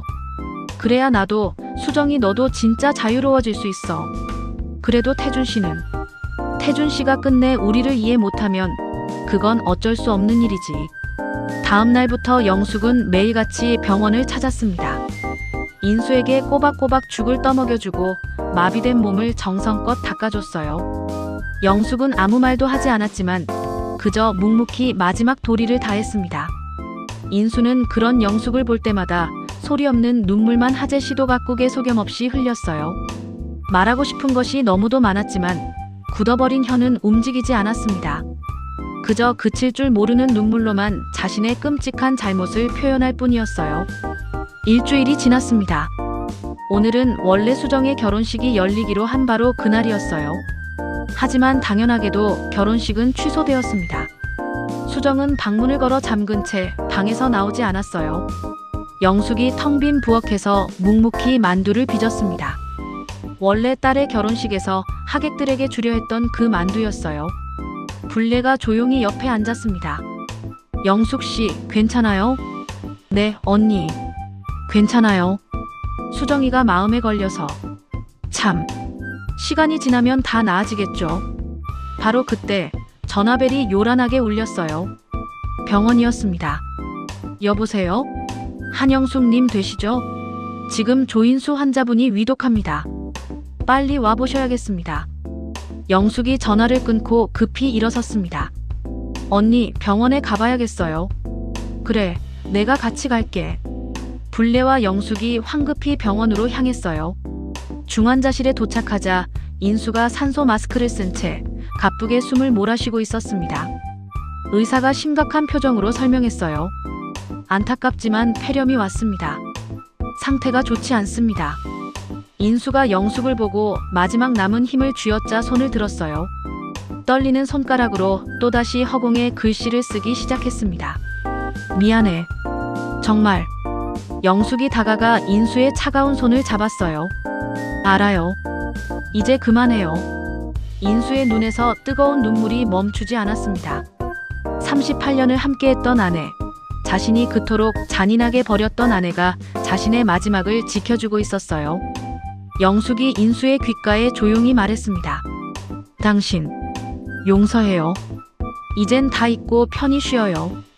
인수가 아주 천천히 고개를 끄덕였어요. 그리고 서서히 눈을 감았습니다. 14,930. 그날 이후 열흘이 흘렀습니다. 영숙은 매주 한 번씩 꼬박꼬박 인수의 병실을 찾아 기본적인 식사를 도와주고 있었어요. 아무 말도 하지는 않았지만 묵묵히 죽을 떠먹이고 물을 마시게 했습니다. 오늘도 영숙이 병실 문을 열고 들어섰어요. 인수는 마치 영숙을 기다렸다는 듯이 침대에 누워 입구 쪽을 바라보고 있었습니다.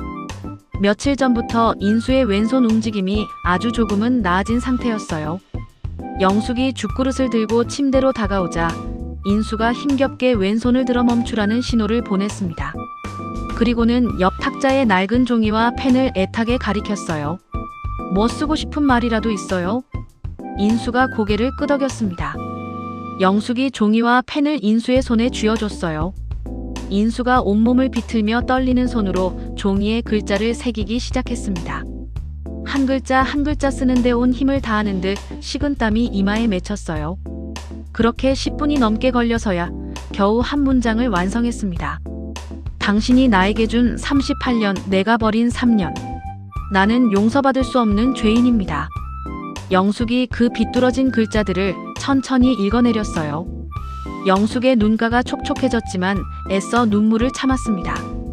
조인수 씨. 영숙이 인수를 똑바로 바라봤습니다.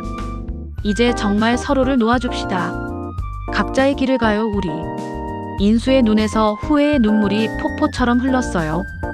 인수는 고개를 천천히 끄덕였습니다. 인수가 마지막 힘을 다해 영숙의 손을 잡으려 손을 뻗었어요. 하지만 영숙은 더 이상 망설이지 않고 조용히 손을 뒤로 뺐습니다. 그럼 안녕히 계세요. 부디 건강하세요. 영숙이 마지막 인사를 건네고 차갑게 돌아서서 병실을 나갔어요. 인수는 멀어지는 영숙의 뒷모습을 바라보며 입을 벌린 채 소리 없이 통곡했습니다. 영숙이 병원을 빠져나왔어요. 밖을 보니 하늘은 구름 한 점 없이 맑고 푸르웠습니다. 영숙은 38년 묵은 체증이 내려가는 것처럼 가슴이 시원해지는 것을 느꼈어요. 15,250. 한편 태주는 집에서 며칠째 깊은 고민에 빠져 있었습니다. 수정과의 결혼을 취소한 후 자신의 선택이 과연 옳았는지 계속해서 생각했어요. 태준이 전화기를 들었습니다. 고향에 계신 부모님께 전화를 걸었어요. 엄마, 저예요. 아이고, 우리 아들. 웬일이냐? 잘 지내니? 엄마, 저 상담할 게 좀 있어서요. 태준이 무거운 마음으로 모든 상황을 설명했습니다. 수정의 아버지가 살아있었다는 것, 어머니를 버렸다는 것, 그런데도 어머니가 그 아버지를 용서했다는 것까지요. 그래서 제가 결혼을 취소하자고 했어요. 전화 너머로 어머니의 깊은 한숨 소리가 들렸어요. 태준아, 사람은 과거에 발목 잡혀 사는 게 아니야. 지금 현재가 중요한 거지. 하지만 엄마, 저한테 그런 큰 거짓말을 했잖아요. 얼마나 무서웠겠니? 그런 몹쓸 아버지가 있다는 게 얼마나 부끄럽고 숨기고 싶었겠어. 그때 태준 아버지가 전화를 넘겨받았어요. 예, 태준아. 아빠다. 아빠.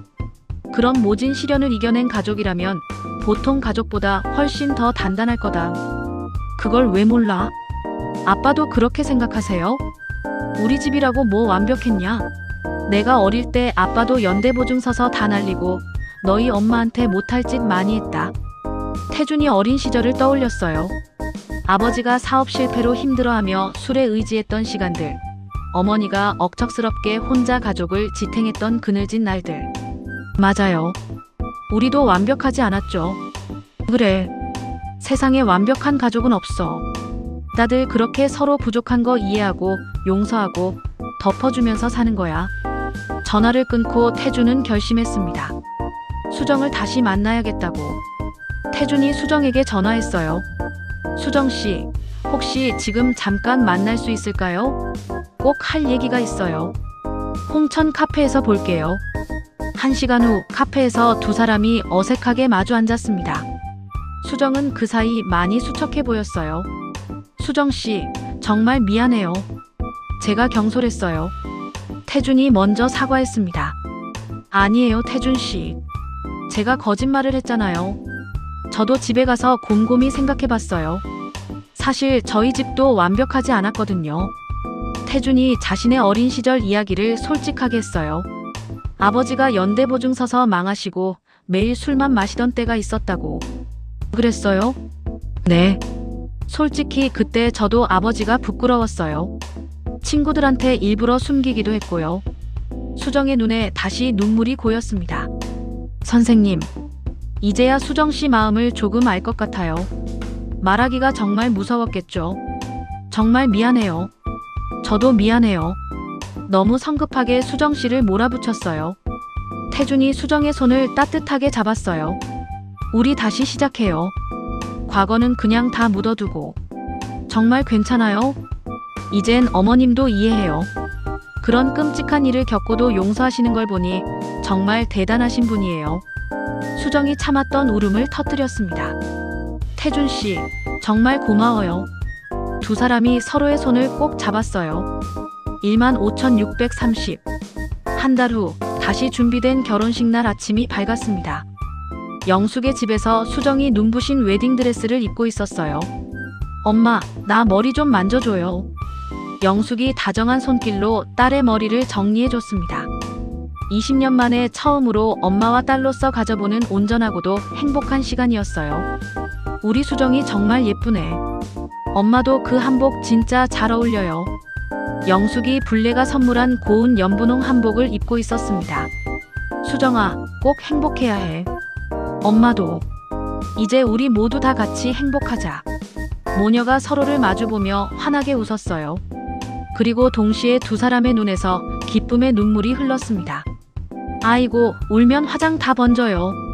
불례가 문을 열고 들어와 두 사람을 보고 활짝 웃었어요. 세상에, 이 좋은 날 둘이 왜 꼭 껴안고 울어요?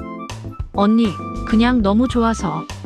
지훈이가 꼬마 신사처럼 양복을 차려입고 들어왔어요. 엄마, 할머니, 빨리 가요. 이러다 늦겠어요. 결혼식장에 도착했습니다.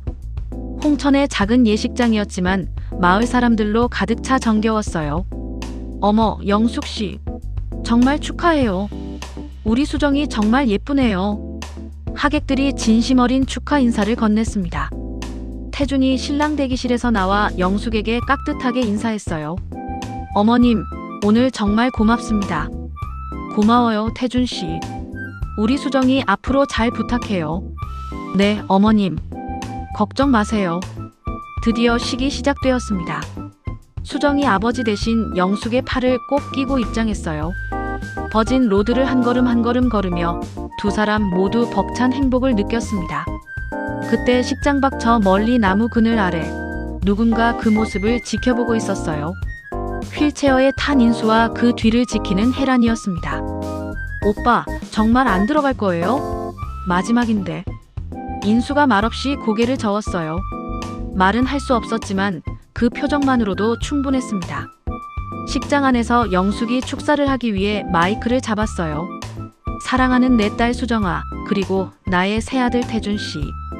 영숙의 목소리는 이제 더 이상 떨리지 않았습니다. 우리 모녀에게는 과거에 참 아픈 시간이 있었어요. 많이 힘들었죠. 하객들이 조용히 영숙의 말에 귀를 기울였어요. 하지만 돌이켜보면 그 지독했던 아픔이 있었기에 지금 이 순간의 행복이 몇 배는 더 소중하게 느껴집니다. 영숙이 수정과 태준을 따뜻한 눈으로 바라봤습니다. 앞으로는 두 사람 앞에 행복한 일만 가득하길 엄마가 진심으로 축복합니다. 우레와 같은 박수가 터져나왔어요. 수정이 엄마에게 달려가 와락 안겼습니다. 15,950. 결혼식이 끝나고 피로연이 시작되었습니다. 마을회관에서 정성껏 준비한 음식들이 푸짐하게 차려졌어요. 그 중에는 영숙이 오늘을 위해 직접 만든 만두도 있었습니다. 할머니, 만두가 세상에서 제일 맛있어요. 최고예요. 지훈이가 만두를 입에 가득 넣으며 엄지를 들었어요. 그런데 나 이제 드디어 아빠도 생겼어요. 태준 아빠. 태준이 그런 지훈의 머리를 흐뭇하게 쓰다듬었습니다. 그래, 우리 지훈이. 이제부터 내가 지훈이 아빠야. 진짜요? 진짜 아빠라고 불러도 돼요? 그럼 진짜 아빠지. 아들. 불례가 영숙 옆에 앉아 조용히 속삭였어요. 영숙아, 정말 잘 됐다. 정말 다행이야. 나? 언니 덕분이에요. 무슨 내 덕분이야. 다 내가 잘 이겨내서지. 재활센터의 유나도 환한 얼굴로 축하하러 왔습니다. 희망 엄마, 정말 축하해요. 유나야, 이렇게 와줘서 정말 고마워. 당연하죠. 우리 엄마 딸 결혼식인데 제가 꼭 와야죠. 시끌벅적하던 저녁이 되자 사람들이 하나 둘 떠났어요. 영숙과 불례가 마당에 의자를 놓고 나란히 앉았습니다. 밤하늘에는 별이 가득했어요. 별이 참 많네요. 불례가 하늘을 올려다봤습니다. 그러게요. 인천에서는 이런 별 한 번도 못 봤는데 여기 시골로 오길 잘한 거지. 영숙이 시원한 밤 공기를 깊게 들이마셨어요. 그 사람도 이제는 제 갈 길을 가겠죠. 두 사람이 조용히 앉아 있었습니다. 멀리서 귀뚜라미 소리만 정겹게 들려왔어요. 언니, 정말 고마워요. 3년 전에 언니가 없었으면 난 아마 죽었을 거예요. 또 그 소리. 그건 운명이었어. 우리가 이렇게 만날 운명. 영숙이 불레의 거친 손을 잡았습니다. 우리 남은 인생 정말 행복하게 살자. 그래, 두말하면 잔소리지. 행복하게만 살자. 집안에서는 수정과 태준이 지훈과 함께 웃음꽃을 피우고 있었어요. 새로운 가족의 첫날 밤이 그렇게 깊어가고 있었습니다. 2220. 그로부터 1년의 세월이 또 흘렀습니다. 영숙의 작은 만두집이 드디어 사회적 기업으로 선정되는 아주 기쁜 소식이 있었어요. 정부 지원금을 받게 된 영숙은 오랫동안 마음속으로만 간절히 꿈꿔왔던 일을 드디어 시작했습니다. 오늘은 바로 영숙의 희망 쉼터 개소식이 열리는 날이었어요. 이곳은 뇌졸중으로 고통받는 환자들과 그 곁을 지키는 가족들을 위한 따뜻한 쉼터였습니다. 건물은 비록 작았지만 들어서는 것만으로도 마음이 편안해지는 아늑한 공간이었어요. 여러분, 이렇게 부족한 곳에 와주셔서 정말 환영합니다. 영숙이 많은 사람들 앞에 서서 마이크를 굳게 잡았습니다. 오른손은 여전히 조금 불편해 보였지만 그 모습은 그 어느 때보다 당당하고 굳건했어요. 저도 한때는 여러분과 같은 환자였습니다. 가족에게 버려졌고 매일 죽고만 싶었습니다. 모여있던 참석자들이 모두 숨을 죽이고 영숙의 말에 귀를 기울였어요. 하지만 저는 다시 일어섰습니다.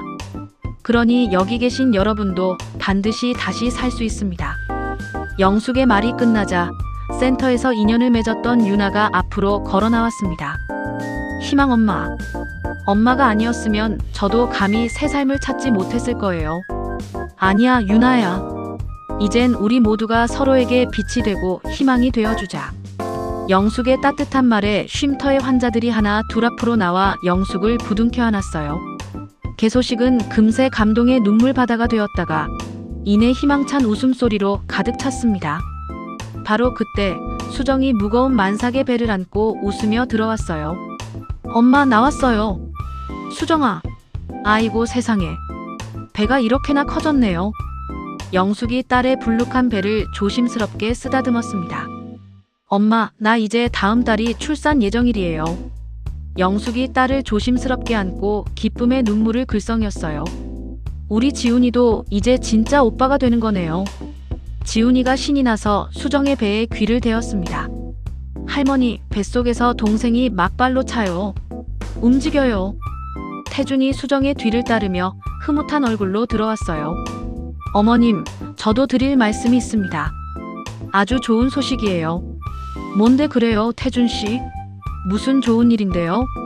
여기 시골에 제 한의원을 개원하기로 했습니다. 그게 정말인가요? 네, 어머님. 이제 우리 온 가족이 다 함께 여기서 모여 살 수 있게 됐어요. 영숙이 감격에 겨워 사위의 손을 덥석 잡았습니다. 태준씨, 고마워요. 정말 뭐라고 말을 못하겠네요. 아유, 어머님. 가족인데 당연한 일이죠. 옆에서 이 모습을 지켜보던 불례가 손뼉을 쳤어요. 아이고, 잘됐다. 경사네, 경사야. 좋은 일이 이렇게 한꺼번에 생기네요. 영숙은 이 모든 행복한 광경을 보며 생각했습니다. 이제야 비로소 자신이 진정한 가족을 얻었다고 말이에요. 피가 아닌 따뜻한 마음으로 굳게 맺어진 진짜 가족을요. 2530. 그 시각 인수는 병원에서 혜란의 간병을 받으며 조용히 숨을 거두었습니다. 오빠, 편히 가세요. 혜란이 오빠의 손을 잡고 마지막 인사를 했어요. 인수의 장례식 소식을 들은 영숙은 한참 동안 멍하니 창밖을 바라봤습니다. 지긋지긋하게 얽혔던 인수와의 38년, 그리고 그와 헤어진 후 모든 것을 되찾은 4년. 이제 정말 모든 것이 끝났어요. 엄마, 괜찮아요? 수정이 어머니 옆에 다가와 물었습니다. 응, 괜찮아. 이제 정말 다 놓아준 것 같아. 산수유꽃이 눈처럼 흩날리는 아름다운 시골길을 영숙이 손녀를 품에 안고 천천히 걸었어요. 아기는 이제 어느덧 생후 6달이 되었습니다. 우리 서윤이, 아이고 예뻐라. 하늘에서 꽃이 내리네요. 이게 산수유꽃이야. 아기가 마치 할머니의 말을 알아듣기라도 한 듯 까르르르 방긋 웃었어요. 영숙도 손녀를 따라 세상에서 가장 행복하게 웃었습니다. 봄바람에 산수유 꽃잎이 비처럼 날렸고 영숙의 머리 위로 노란 꽃잎이 소복이 내려앉았어요. 그때 저 멀리서 지훈이가 책가방을 맨 채 뛰어왔습니다. 할머니, 할머니, 여기 계셨구나. 아이고, 우리 지훈이 학교 다녀왔어요? 응. 할머니, 나 오늘 회장 됐어요. 또 회장 됐어요. 뭐? 정말? 우리 지훈이가 또 회장이 됐어요? 아이고, 장하다. 우리 강아지 정말 대단하네요. 수정과 태준이 손을 잡고 그 뒤를 따라 걸어왔어요. 엄마, 산책 나오셨네요. 서윤이 춥지 않아요? 아니야, 괜찮아. 날씨가 너무 좋아서 안 나올 수가 없었어. 블레도 어느새 다가와 영숙의 곁에서 함께 걸었습니다. 아이고, 오래간만에 산수유꽃은 정말 곱다. 유난히 더 예쁘네요. 그렇게 5사람이 나란히 산수유꽃길을 걸었어요. 아니, 품에 안긴 아기까지 이제는 6명이었습니다. 영숙이 흩날리는 산수유꽃길을 걸으며 지난 날을 생각했습니다. 불과 4년 전, 그 차갑고 외로웠던 폐교 앞에서 죽어가던 자신의 모습, 인생의 모든 것을 잃었다고 절망했던 바로 그때. 하지만 지금 영숙은 이 세상 그 누구보다 모든 것을 가졌어요. 목숨보다 소중한 딸 수정과 친할아버지보다 듬직한 사위 태준, 눈에 넣어도 아프지 않을 귀여운 손주들, 그리고 피를 나눈 자매보다 더 깊은 정을 나눈 세상 하나뿐인 나의 언니 블레까지. 엄마, 무슨 생각을 그렇게 해요? 영숙이 눈부신 하늘을 올려다봤습니다. 인생이 참 신기하지 않니? 나한테 닥쳤던 그 가장 큰 고통이 결국엔 이렇게 가장 큰 축복이 되어서 돌아올 수도 있다는 게 말이야. 수정이 어머니의 팔짱을 다정하게 꼈어요. 다 엄마 덕분이에요. 엄마가 그때 끝까지 포기하지 않고 버텨줘서. 아니야. 우리 수정이가, 우리 가족 모두가 내 곁에 함께 해줘서지. 태준이 영숙을 보며 진심으로 말했습니다. 어머님, 오래오래 지금처럼 건강하세요. 저희랑 계속 이렇게 함께 행복하게 살아주세요. 그럼 당연하지. 나 이제 100살까지, 아니 살 넘게 아주 짱짱하게 살 거야. 영숙의 말에 모두가 행복한 웃음을 터뜨렸어요. 영숙이 마지막으로 생각했습니다. 자신을 버린 그 사람 덕분에 역설적이게도 자신을 진정으로 사랑해주는 사람들을 만났다고. 인생 최악의 불행이라고 생각했던 그 일이 사실은 가장 눈부신 행복의 시작이었다고. 자, 얘들아, 어서 가자. 우리 집에 할머니가 맛있는 만두 쪄줄게요.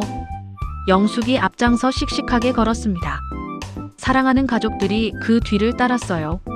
산수유 꽃잎이 그들의 앞길을 축복하듯 하염없이 날렸습니다. 불어오는 봄바람이 더없이 따뜻했어요. 영숙의 얼어붙었던 인생에도 드디어 진짜 봄이 왔습니다. 다시는 지지 않을 영원한 봄이었습니다. 클로징 멘트. 한영숙의 이야기는 여기서 마칩니다. 폐교 앞에 버려진 한 여인의 이야기로 시작해 희망을 만드는 사람의 이야기로 끝이 났어요. 영숙은 우리에게 보여주었습니다. 인생의 가장 깊은 절망 속에서도 희망의 씨앗이 있다는 것을. 용서는 상대를 위한 것이 아니라 자신을 자유롭게 하는 것임을. 그리고 진정한 가족은 피로 맺어지는 것이 아니라 마음으로 만들어진다는 것을요. 우리 모두의 인생에도 폐교 앞 같은 순간이 있을 겁니다. 모든 것을 잃었다고 느끼는 그 순간. 하지만 영숙이 그랬듯이 그 순간이 새로운 시작이 될 수 있습니다. 버려진 곳에서 희망이 피어날 수 있어요. 이 이야기가 누군가에게는 위로가, 누군가에게는 용기가 되기를 바랍니다. 지금 힘든 시간을 보내고 계신 분이 있다면 조금만 버티세요. 봄은 반드시 옵니다. 영숙의 인생에 봄이 왔듯이 여러분의 인생에도 따뜻한 봄날이 찾아올 것입니다. 이야기를 끝까지 들어주신 분이 계시다면 잘 들었습니다라고 댓글 하나만 남겨주세요. 감사합니다.